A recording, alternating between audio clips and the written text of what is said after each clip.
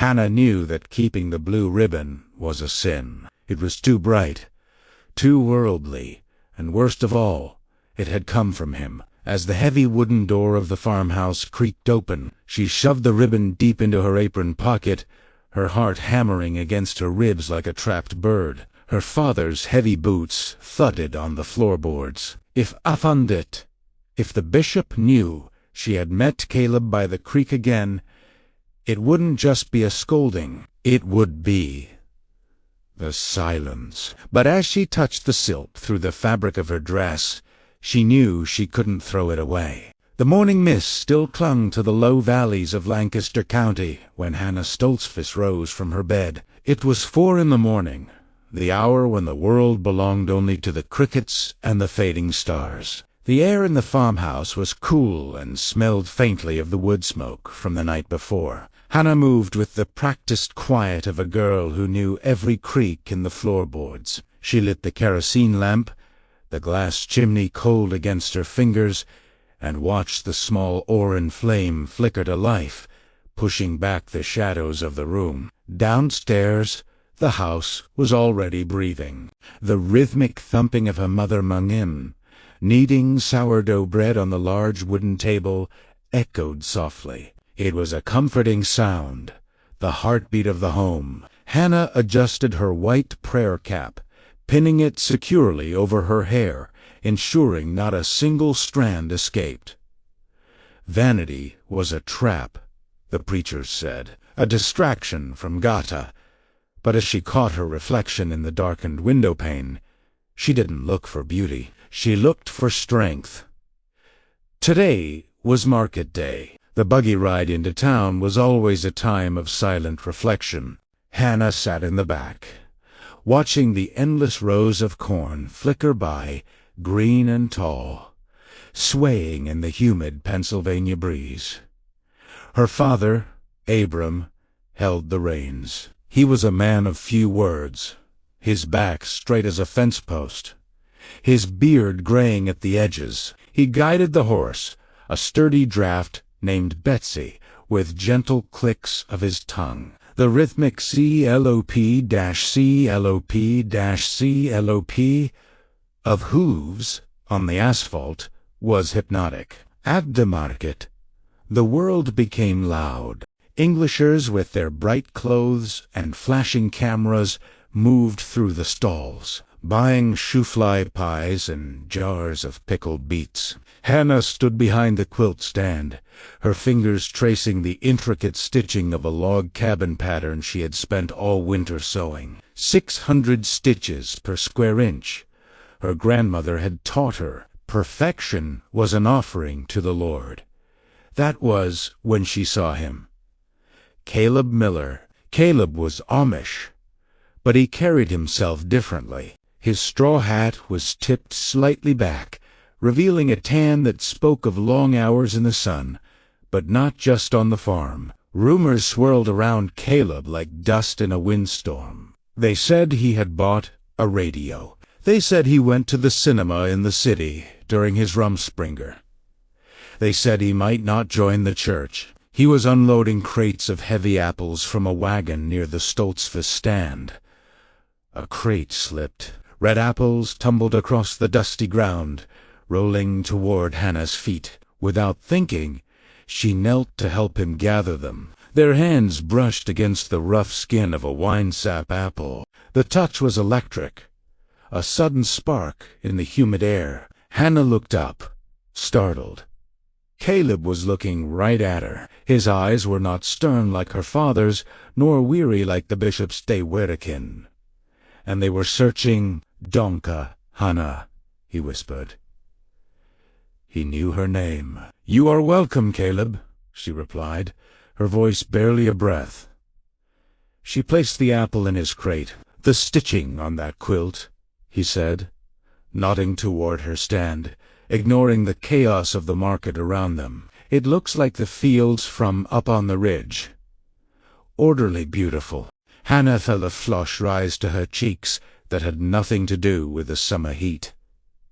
A compliment on her work was rare. Praise usually went to God, not the maker. But Caleb wasn't looking at the quilt anymore. He was looking at her, and for the first time in her 19 years, Hannah felt seen not as a daughter or a worker or a member of the congregation, but as herself. "Anna! Anna!" Her father's voice boomed from the back of the stall. She flinched, pulling her hand away. Caleb straightened up, tipping his hat respectfully to Abram, but Abram did not smile. He stared at the boy with eyes like flint. "Come away," Abram said to Hannah, his voice low and hard. "The apples are not our concern." As Hannah walked back to the safety of the quilts, she could feel Caleb's eyes on her back. She didn't turn around, but she knew, with a terrifying certainty, that everything had just changed. The weeks that followed the market encounter bled into the rich, golden hues of autumn. The maples turned a fiery red, and the air grew crisp, smelling of dry leaves and damp earth. On the Stoltzfus farm, the harvest was the only priority. From dawn until dusk, the family worked the fields, shucking the corn and preparing the barns for winter. Yet, amidst the exhaustion, Hannah found energy she didn't know she possessed. It was driven by a secret. Every Tuesday evening, Hannah was tasked with walking to the neighboring farm to deliver fresh milk to the widow Yoder. The path cut through a dense patch of woods, a place where the sunlight filtered through the canopy in dappled pools of gold. It was there, by the old stone bridge over the creek, that Caleb began to appear. It wasn't planned. At least, they never spoke of it as a plan. But he was always there, whittling a piece of cedar wood or skipping stones across the water. "You walk fast, Hannah," he said one evening, falling into step beside her. "I have chores waiting," she said, clutching the milk pail tighter. But she didn't walk faster. She slowed down. "The world is too fast," Caleb mused, kicking a pebble. "Even here. Dad talks about milk prices and yield. The bishop talks about rules and length of brims. Sometimes I wonder, where is the joy? Where is the quiet?" Hannah looked at him, surprised. This was the rebellion the elders spoke of. It didn't sound like rebellion. It sounded like loneliness. "There is joy in the work, Caleb. In doing right," she recited, the words automatic. "Is there?" He stopped and turned to her. They were hidden by the thick trunks of the oak trees. "Or is there joy in this?" He gestured to the woods, the water, the sky. "I went to the city, Hannah. I saw the ocean. It was ... big, scary, but it made me feel small. And when I felt small, I felt close to God. Closer than I feel in the pew on Sunday." Hannah's heart ached for him. She understood that feeling, the longing for something more than the rigid lines of the furrowed field. "Why did you come back?" she asked softly. Caleb looked at her, his gaze intense. "Because I was looking for something I couldn't find out there." He reached into his pocket and pulled out a small object. It was a bird carved from smooth, pale wood. Its wings were spread, caught in mid-flight. "For you," he said. "I cannot take this, Caleb. It is a graven image. It is ... fancy. It is just a bird. Hannah, it is wood and time. Take it, please." She took the small carving. It was warm from his pocket. She hid it deep within her dress, against her heart. "I must go," she whispered. "Will you be at the singing on Sunday?" he asked. "Ja, I will be there." "Then I will be there too." As Hannah walked the rest of the way to the widow Yoder's, her world tilted. The simple wooden bird felt heavy in her pocket. a physical weight of deception. She was keeping secrets from her parents. She was meeting a boy who questioned the Ordnung, but as she walked, she didn't pray for forgiveness. She prayed that Tuesday would come quickly again. Winter arrived with a vengeance that year. The snow fell thick and heavy, blanketing the Lancaster hills in a silence so profound it felt like the whole world was holding its breath. The buggies left deep tracks in the white powder, and the breath of the horses steamed in the freezing air. The singing was held in the grand barn of the Fisher family. It was the social highlight for the young people, the time when the youth, not yet baptized, could mingle under supervision. Lanterns hung from the rafters, casting a warm glow over the clean straw. The boys sat on one side, the girls on the other, singing the slow, mournful, yet beautiful hymns from the O's. Across the expanse of the barn,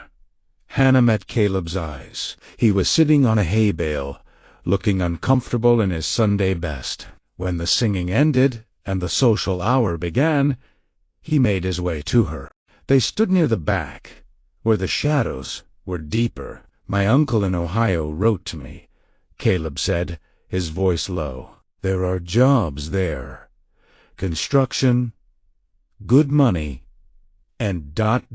less eyes watching you." Hannah felt a cold chill that had nothing to do with the winter draft. "You are leaving?" "I am thinking about it. I have not been baptized yet, Hannah. If I leave now, I am not shunning the church. I am just ... choosing not to join. But your family ... your home." "My home is where I am understood," he said. He took a step closer, his hand brushing hers. "Come with me, Hannah." The words hung in the air. To leave.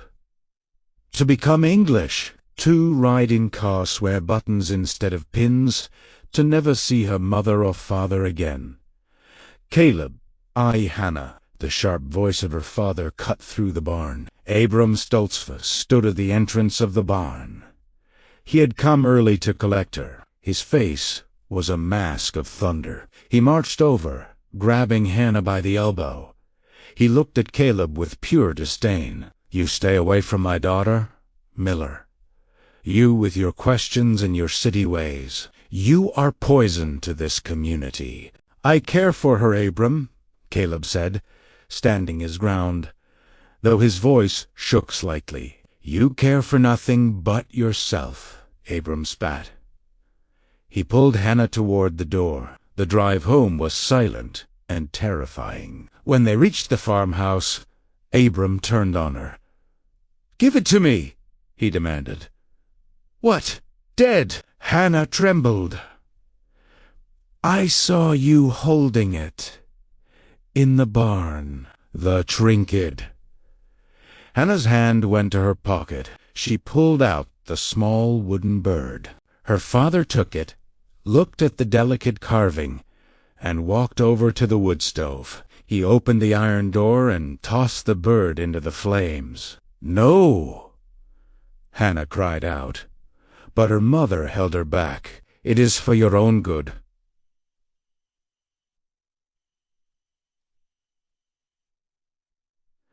"Hannah," her mother whispered, tears in her eyes. "He will lead you astray. He will cost you your soul." "You are forbidden from speaking to him," Abram declared, dusting his hands as if the wood had soiled them. "If he approaches you, you turn how why. If he writes, you burn it.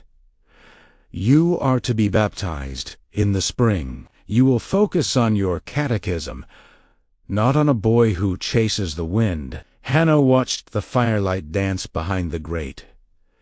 The bird was gone, but the feeling in her chest, the rebellion, the love, the anger burned hotter than the stove. The weeks of deep winter were the valley of shadows for Hannah. The farmhouse, usually a place of warmth, felt like a prison. She did her chores mechanically. She milked the cows, she sewed the quilts, she baked the bread, but her spirit was absent. She saw Caleb only once, from a distance, as his buggy passed hers on the road. A slow head down, lifting a hand to wave. Her father was sitting next to her. "Look straight ahead," Hannah Habram ordered. Hannah gripped her hands in her lap until her knuckles turned white. She stared at the horse's ears. She did not wave. She heard the wheels of Caleb's buggy pause, tense pit up, fading into the distance. The sound of him leaving broke something inside her. One evening, while fixing a tear in her father's Sunday coat, she found a scrap of paper tucked into the lining of the work basket. It wasn't there before. Her younger sister, Mary, must have slipped it in. Mary, who had seen Hannah crying at night. Hannah unfolded the paper with trembling fingers. It was Caleb's handwriting. "Hannah, I cannot stay here and watch you look through me. The silence is too loud. I am leaving for Ohio on the first day of March. The bus leaves from the depot in town at midnight. I have a ticket for you.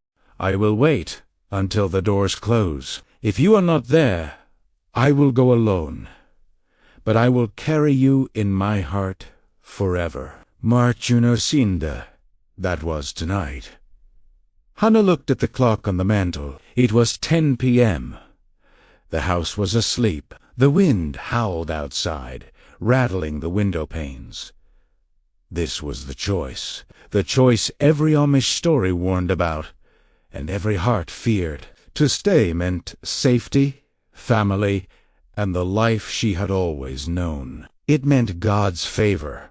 According to the bishop, to go meant the unknown. It meant freedom, yes, but it meant severing the root that connected her to the earth. She looked around the room, the kerosene lamp casting soft shadows, the family Bible on the side table, the quilt her grandmother had made. These things were her blood. But then she remembered Caleb's eyes. She remembered the feeling of being understood.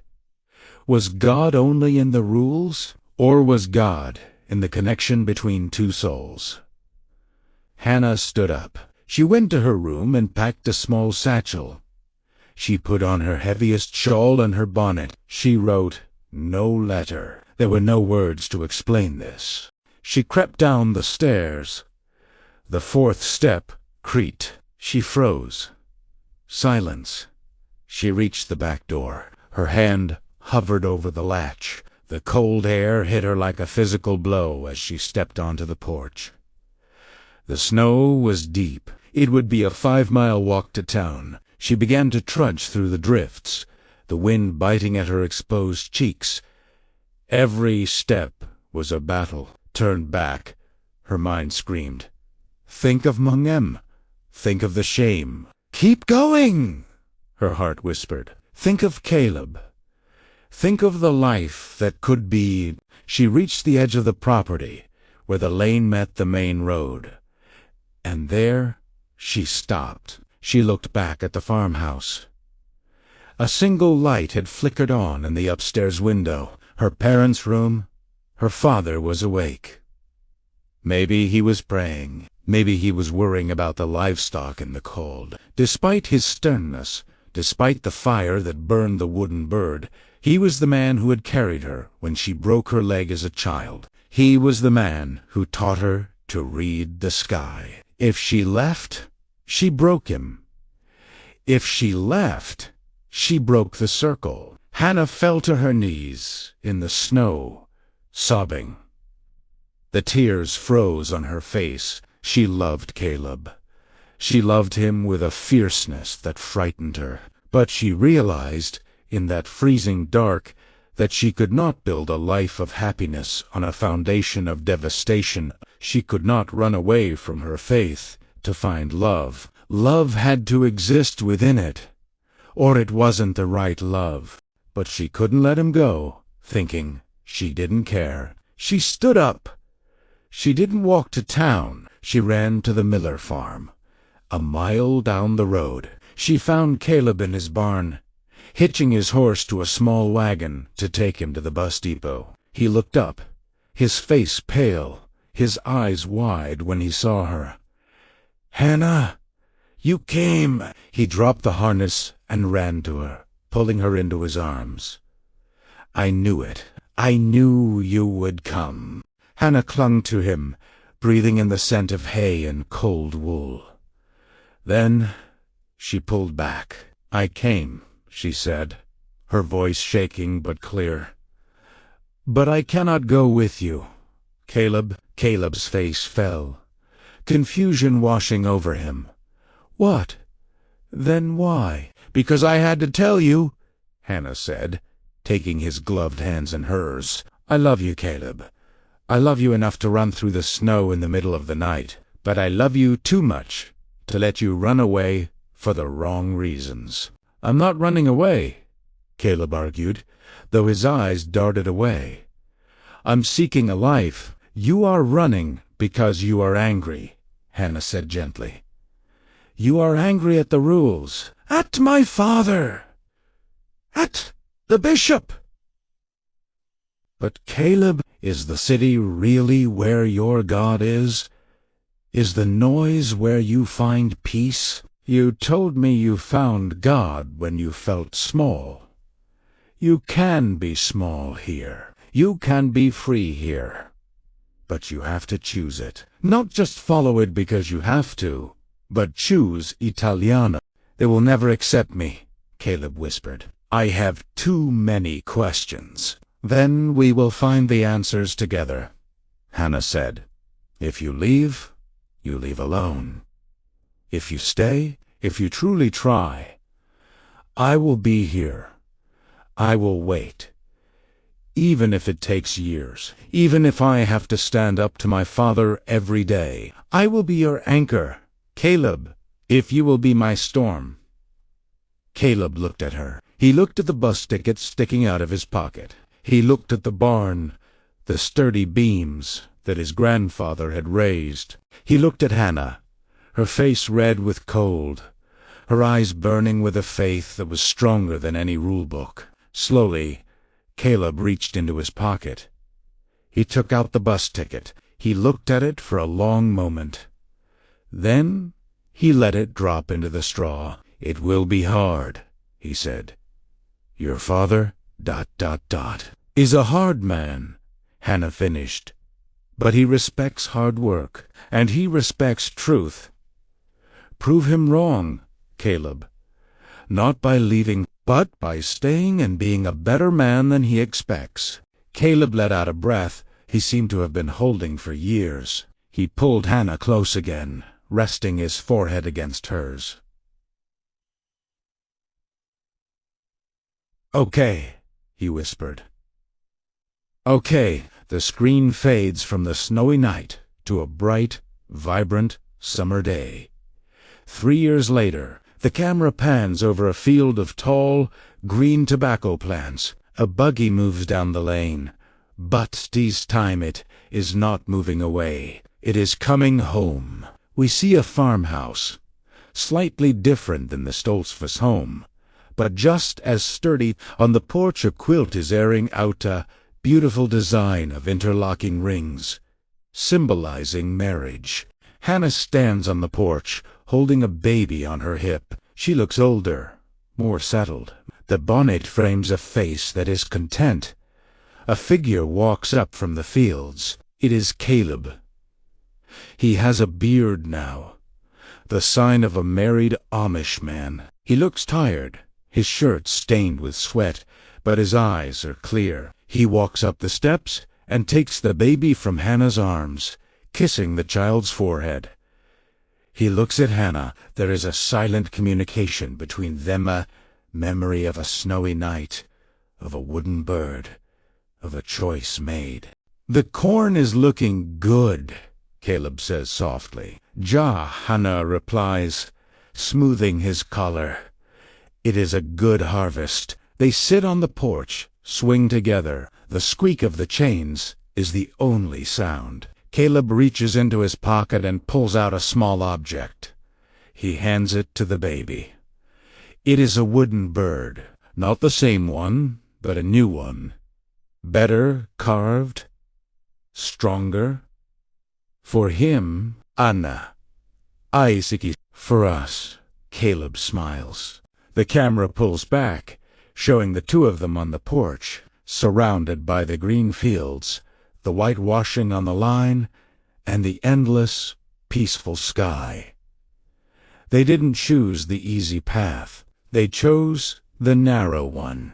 And in the quiet of the land, they found not just duty, but the deep, abiding joy they had been searching for all along.